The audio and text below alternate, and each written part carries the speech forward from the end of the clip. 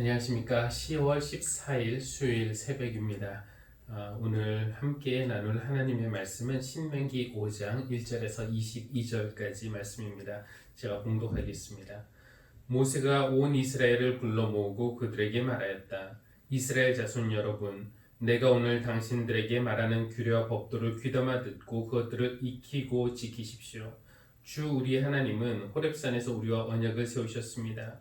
주님께서 이 언약을 우리 조상과 세우신 것이 아니라 오늘 여기 살아있는 우리 모두와 세우신 것입니다. 주님께서는 그 산 불 가운데서 당신들과 함께 서로 얼굴을 마주보고 말씀하셨습니다.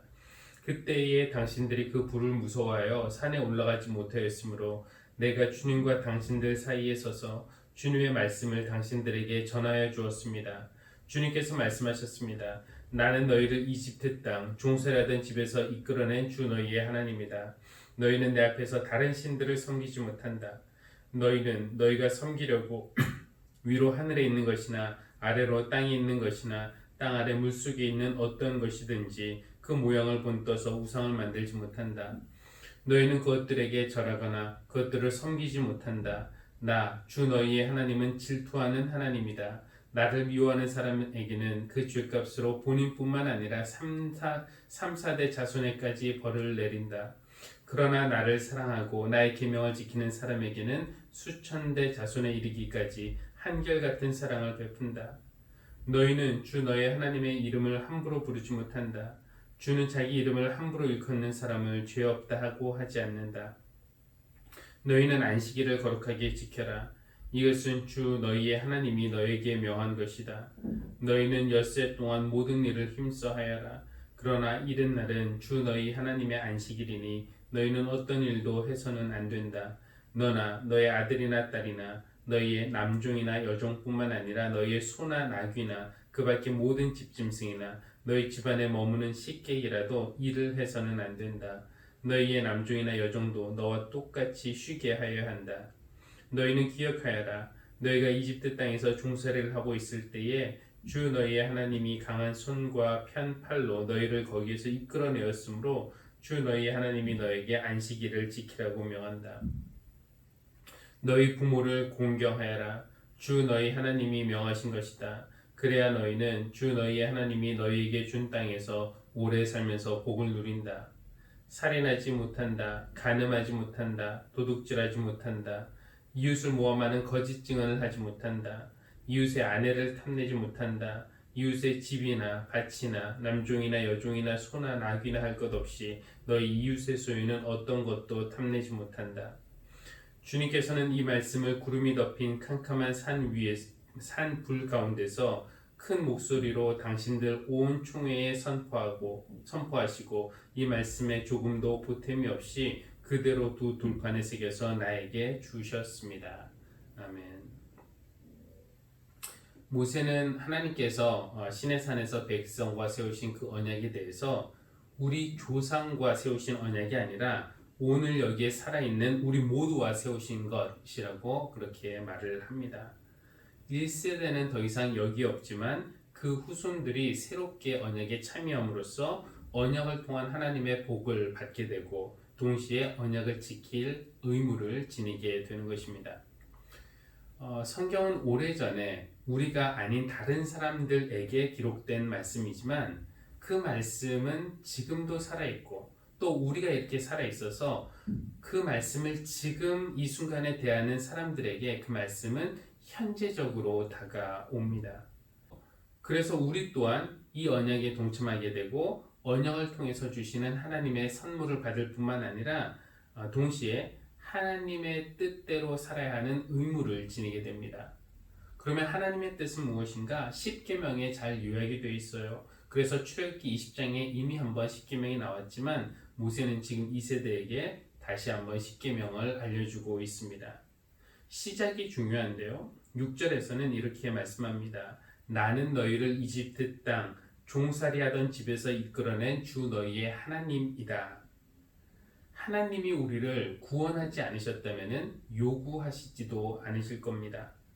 우리를 구원해 주신 분이시기에, 우리를 살려 주신 분이시기에 우리는 그 은혜에 대한 응답으로 하나님의 뜻을 지키며 살고 싶어 하는 겁니다. 하나님의 계명을 지킨다는 것은 우리가 하나님에게 인정을 받거나 아니면 구원을 받기 위한 어떤 조건으로서 의무로서 지키는 것이 아니라 이미 베풀어 주신 은혜에 대한 감사와 사랑에서 비롯되는 겁니다.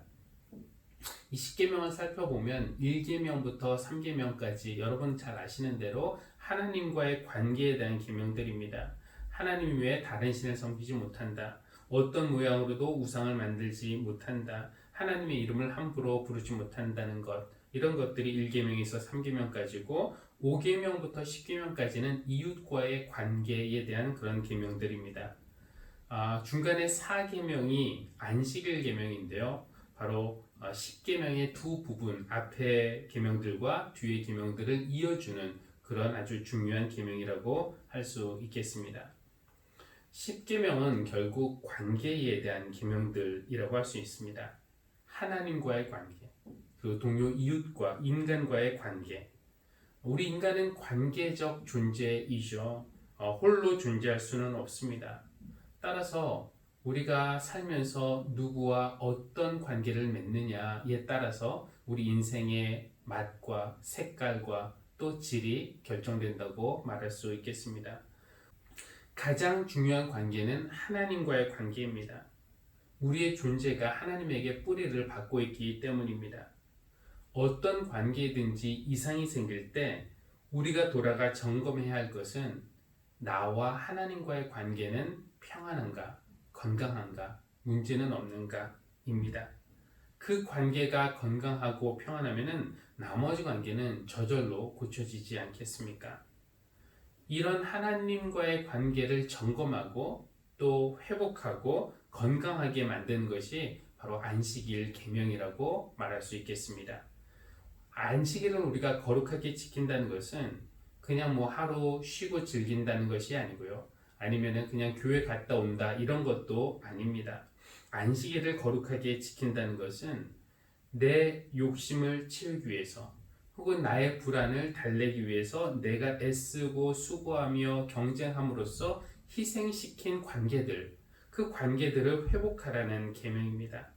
그래서 우리가 일상을 잠시 멈추고 내가 나를 위해서 애쓰고 일하는 것이 아니라 하나님께서 나를 위해 일하실 수 있도록 하나님 앞에 예배로 나오는 것, 그것이 안식일의 중요한 의미라고 말할 수 있겠습니다. 기도하겠습니다. 우리를 하나님과의 관계 안에서 또 이웃과의 관계 속에서 살도록 창조해 주신 하나님, 이 관계가 늘 평안하고 건강하면 좋겠는데 종종 우리가 맺는 관계들이 멀어지기도 하고 약해지기도 하고 깨지기도 합니다. 죄가 틈타도록 우리가 허용하기 때문입니다. 나 중심적으로 생각하고 판단하고 정죄하고 내 것만을 채우려는 우리의 욕심 때문에 하나님과의 또 이웃과의 관계가 깨짐을 인정하고 회개하니 하나님 우리를 용서해 주시고 우리의 관계들이 회복될 수 있도록 은혜를 베풀어 주십시오. 그런 회복과 평안을 위해 안식일 계명을 지키길 원합니다. 나에게 몰두하는 일상의 모든 패턴을 수시로 멈추게 하셔서 하나님 앞에 나와 하나님이 주신 선물들을 감사한 마음으로 받아들이게 하여 주십시오. 예수님의 이름으로 기도합니다. 아멘. 하늘에 계신 우리 아버지여, 이름이 거룩히 여김을 받으시오며 나라가 임하시오며 뜻이 하늘에서 이루어진 것 같이 땅에서도 이루어지이다. 오늘 우리에게 일용할 양식을 주시옵고 우리가 우리에게 죄 지은 자를 사하여 준 것 같이 우리 죄를 사하여 주시옵고 우리를 시험에 들게 하지 마시옵고 다만 악에서 구하시옵소서. 나라와 권세와 영광이 아버지께 영원히 있사옵나이다. 아멘.